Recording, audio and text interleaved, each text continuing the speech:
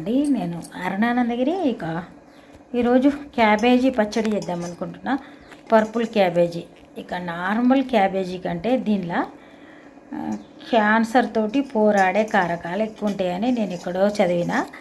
మరి ఇది మనం కర్రీ చేసుకుంటే అందరు తినచ్చు, తినకపోవచ్చు. సాలడ్లు అయితే వాడతారు కొందరు. అట్లా కాకుండా పచ్చడి చేస్తే 2-3 రోజుల దాకా అయినా తినచ్చు. మరి వారం రోజులైనా నిల్వ ఉంటుంది.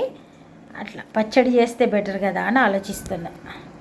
మరి ఇప్పుడు దీన్ని పైన 2-3 లేయర్స్ తీసేసి ముక్కలు చేద్దాం. చేసిన తర్వాత మళ్ళీ చూపిస్తాం. మనం కట్ చేసిన క్యాబేజీ వేడి ప్యాన్లో వేసి కొంచెం ఇట్లా కలుపుతున్నా అంతే. అంటే దీన్ని క్యాబేజీ ఉడకటట్టు చేయాలని కాదు, అట్లని నూనె వేయలేదు. ఎందుకంటే ఇప్పుడు క్యాబేజీ కట్ చేసేటప్పుడు లేయర్స్లల్లో ఒక్కొక్క దగ్గర నీటి బిందువులు ఉంటాయి. దాంట్లో న్యాచురల్గానే కొంచెం వాటరు ఉంటాయి. అది వెళ్ళిపోవడానికి అన్నట్టుగా చేస్తున్నా. అట్లా అని ఎక్కువసేపు దీన్ని ఫ్రై చేసినట్టు అట్లా వేయాల్సిన అవసరం లేదు. అంటే క్యాబేజీ చట్నీ కోసం అని పోపేసిన.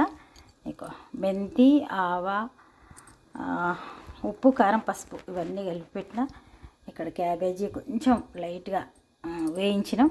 వెల్లుల్లిపాయ ముద్ద ఉంది. ఇది ఇప్పుడు ఇందులో వేసి ఈ పొడి నూనెలో వేసి తర్వాత క్యాబేజీ వేస్తే మన చట్నీ రెడీ అవుతుంది. చేద్దాం. మరి అంత అయిన తర్వాత చూపిస్తా. మన క్యాబేజీ పచ్చడి రెడీ అయిపోయింది. పోపులు వేసిన. మనం పోపుల మెంతి, ఆవా పిండి, మిరప్పొడి, ఉప్పు వేసినాం. తర్వాత ఉప్పు, కారం, పసుపు వేసినాం.